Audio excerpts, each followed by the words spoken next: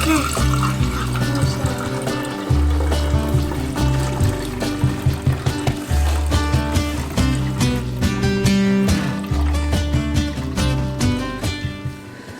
guys, it's Kelsey at Briar Farm. Today I'm using my surplus of goat's milk to make a batch of Chèvre, and I thought I'd bring you guys along with me while I do it. To make Chèvre, it's one of the simplest cheeses you can make, probably like the next step up and advancement from the queso blanco that we have another video about if you're curious. But Chèvre is bacterial cultured, like a soft, creamy, acid-drained cheese. So it's actually the exact same culture and the same recipe you'd use to make cream cheese, except instead of starting with cow's milk, you start with goat's milk. And I think Chèvre is probably the cheese I make best. We've had really great luck this year, and the secret I think we figured out with making cheeses with our goat's milk is to use a double boiler to heat the milk gently, and we haven't had any goaty tang. Like if you bought Chèvre at the grocery store, I love it, but there's always a really strong and distinct goaty twang to the cheese, and when I make it at home and I use a double boiler to heat the milk, I don't experience that tang at all. It's just like deliciously silky, creamy, fine textured, mild cheese that pairs great with sweet stuff. Like we like to eat it with jam on top, with crackers. It would also be really good with something savory too, like pesto. So it's a really versatile cheese, and most importantly around here, my kids love it. So it gets eaten up. I'm going to be using the Chèvre recipe from this awesome book, which you can find on Amazon. I really like this book because it breaks down the science behind what's actually happening as you make the cheeses, which I find fascinating. And the one modification I made to this recipe was, instead of just heating my milk directly on the stove, I put it in a double boiler or water bath, and that seems to make a big difference for us. The culture I'm going to be using is Flora Danica, and this I also picked up on Amazon. And it's just a lactobacillus culture, not that different from what you'd use to make yogurt. A lactobacillus is a group of bacteria that break down lactose into different properties, and the different strains of lactobacilli have slightly different flavor profiles. And they also have different temperatures that they like. So this one has an incubation temperature of 72 degrees Fahrenheit. So you could do it just at room temperature on your kitchen countertop. I've got a water bath system that I'll show you guys. Basically all it does is just make it idiot proof so that I can't screw it up and have the temperature drop too high or too low. Since we have a sous vide, I figure I might as well use it.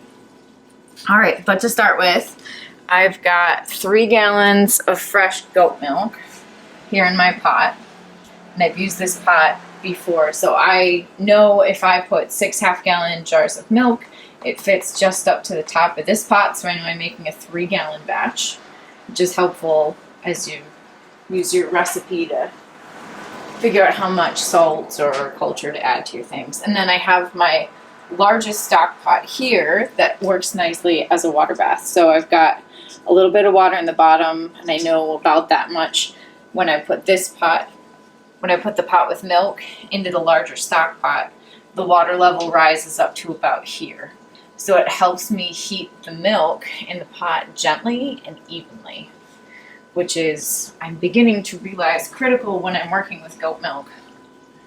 Cow's milk seems to be a little more forgiving. All right.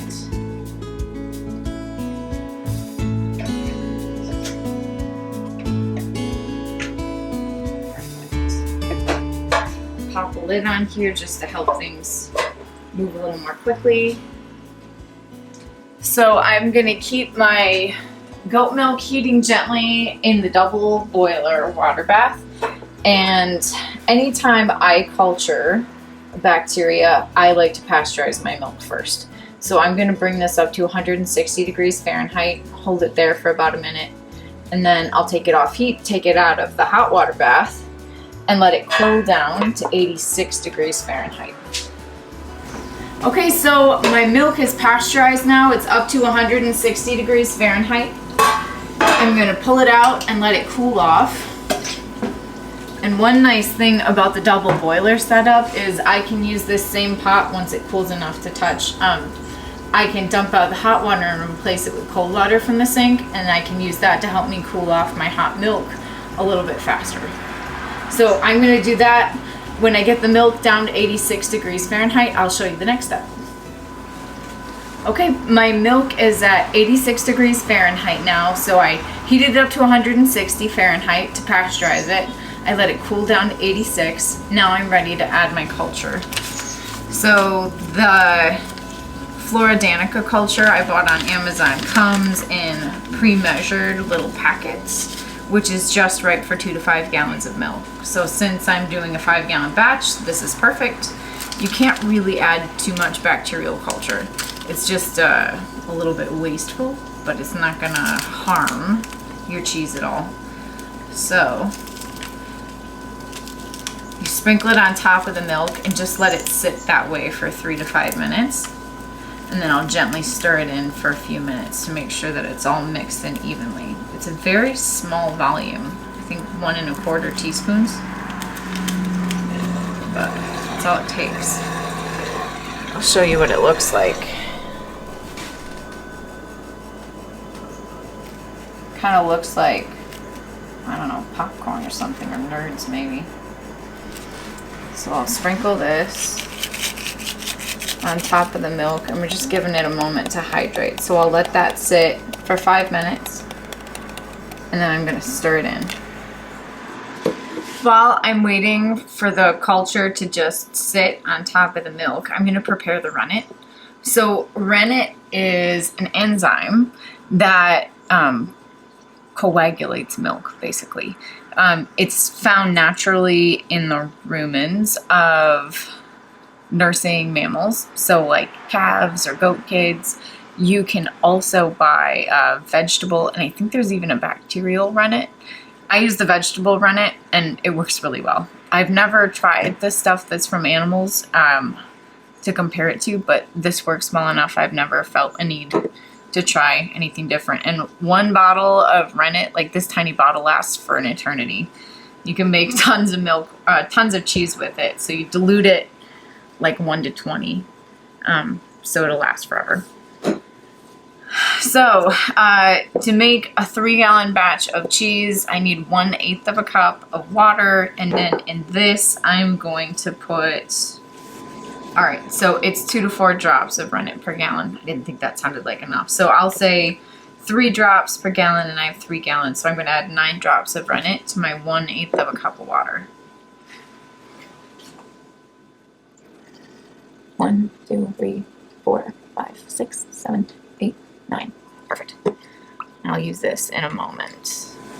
All right, I think it's been long enough for the bacteria to sit on top.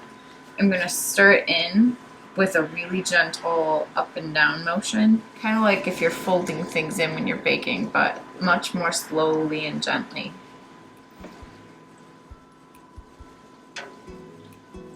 And I'll do this for about 3 minutes while I just make sure that the bacteria gets spread evenly throughout the milk.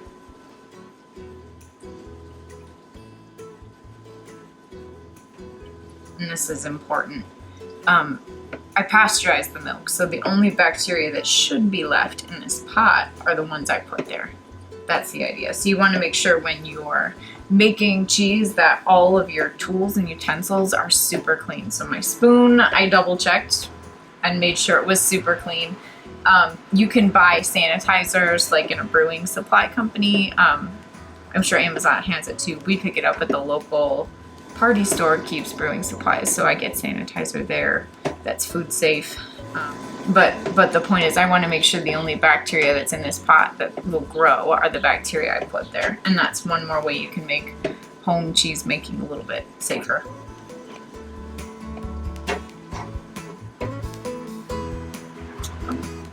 I'm going to add the rennet in now so I can mix that in as I'm stirring in the bacteria.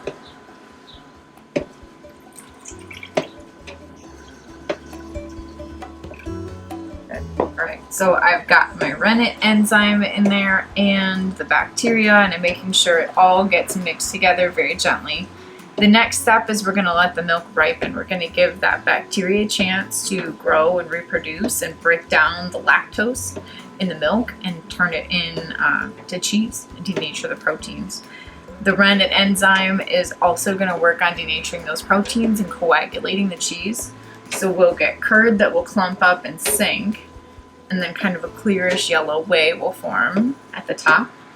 So if you've ever opened like a tub of cottage cheese from the store or yogurt and you see a little bit of like yellow liquid on top, and that's the whey.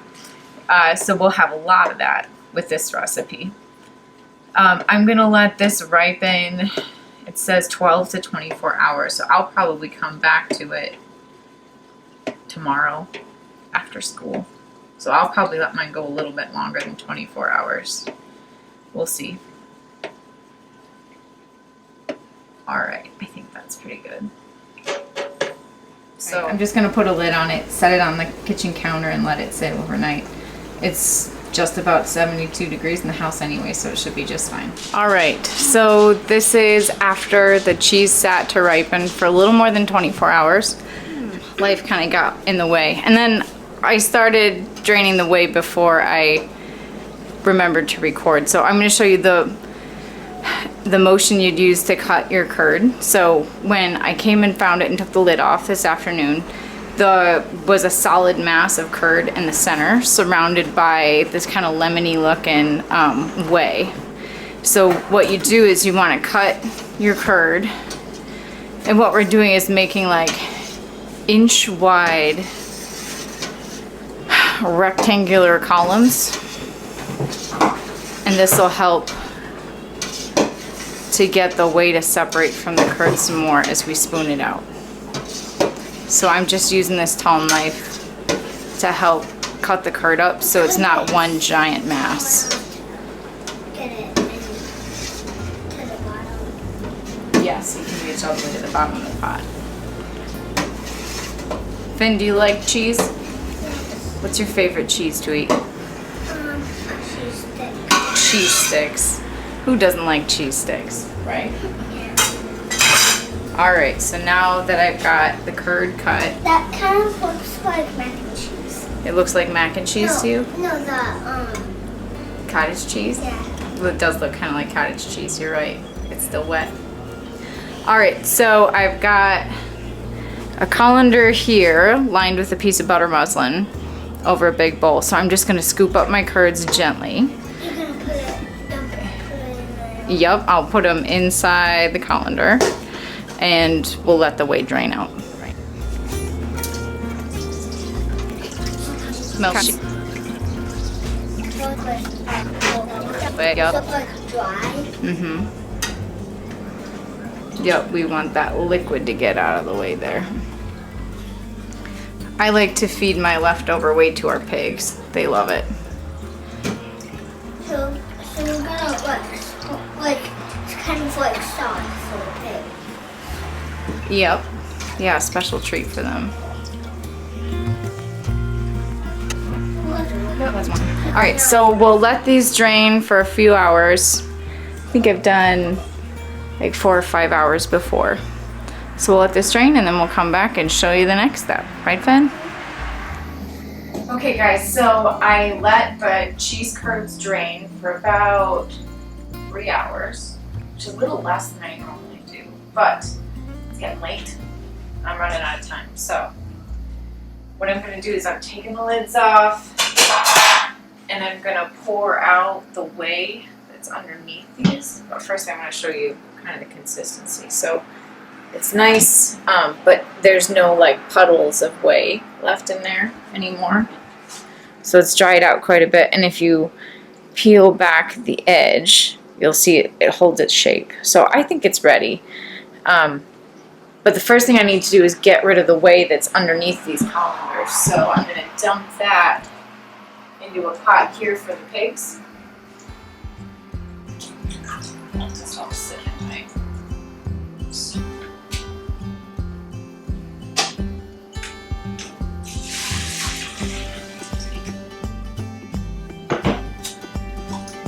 First I get rid of the whey, and then I'm going to dump the curds out into a bowl and stir in some salt.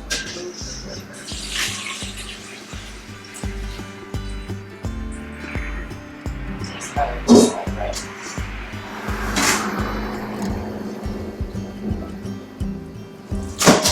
There goes that.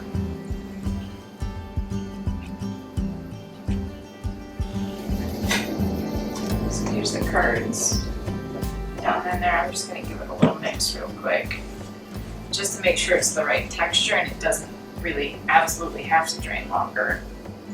Since this is a Chèvre, I'm going to be forming it into logs, or I've just been using my half cup measuring cup to make the shape. It does seem a little wetter than I'd like.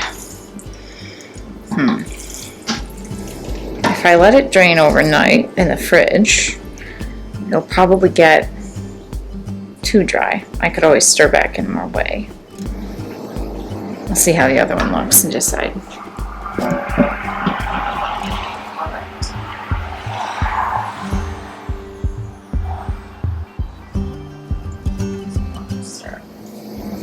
This one looks better. Let's see what I think here.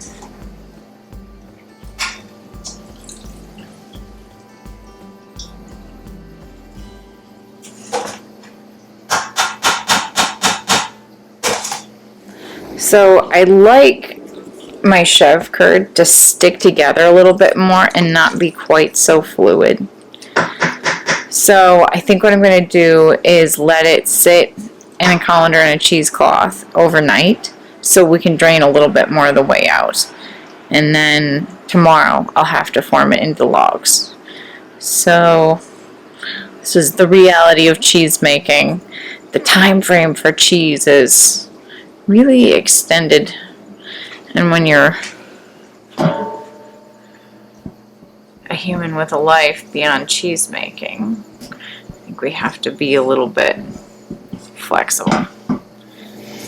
I'm going to get this situated in a colander overnight so it can snuggle up and drain. I'm thinking I can probably get it all in one. See if I'm right. That's what I'm going to try and do though. I only have so much fridge space.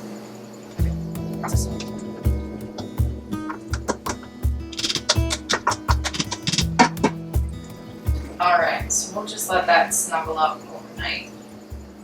I can hear it draining already. So I think you made the right choice. Alright, so we're going to let this snuggle up and we'll come back to it tomorrow to form our logs of Chèvre. Okay, so I let the cheese drain overnight and I'm thinking it really looks ready now. It's nice and dry. If I peel at the side, it holds its shape down there in that gap, and that's the texture of a good Chèvre.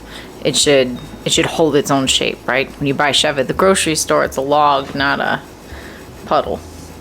So I'm going to dump out the whey that's underneath here, but I'm going to save a little bit in a mason jar for now until I'm sure that it's not too dry. I can always stir some of the whey back into the curd.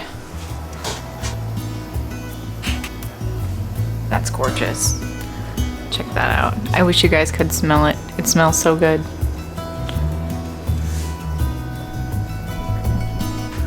So I'm just going to break up the shape. And I'm going to stir in probably just a couple teaspoons of salt just to help boost the flavor a little bit. Since this one took a little bit longer to go, it cultured more. I'm expecting it should have It's a little dry, not terribly. I'm gonna get just a little bit of the way back in. Not a lot, but just enough to help me stir it up.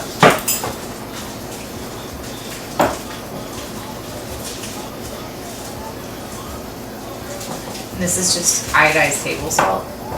I like to use iodized salt rather than kosher salt, which is what we use for most of our cooking, because I want a finer grained salt that's just gonna blend in with the cheese better.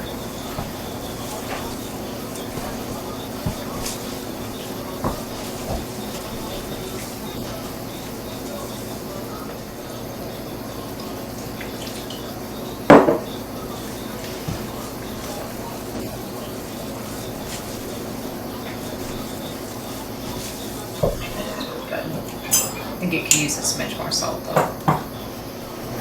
Alright, and I'm sure there's a million ways you could pack up Chèvre to preserve it, but my preferred way is I just make little squares of glad press and seal. And then I use my half cup measuring scoop, seems to be just about right.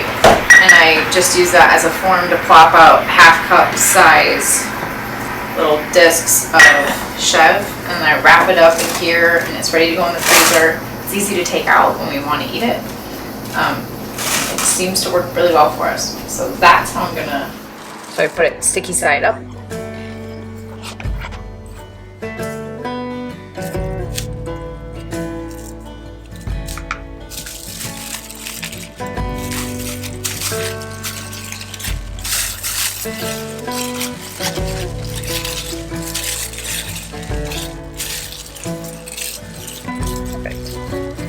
This little guy is just about ready for the freezer.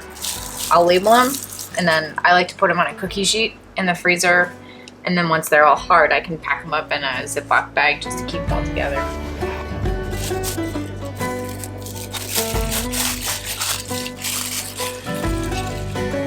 Okay, so there we go, all packed up. I've got each of these discs is a half cup of Chèvre, so all together from 3 gallons of milk, I got about 12 cups of cheese, so that works out to 4 cups of Chèvre from a gallon of milk, which is a pretty good yield, I think, and it's delicious. So I'll put these in the freezer for long-term storage and enjoyment throughout the year, and then this dish we'll have for after-school snack for the kids. They love to eat it with jam on top. All right, thanks for watching, guys. If you haven't done it yet, make sure you hit that subscribe button to see more fun on the farm.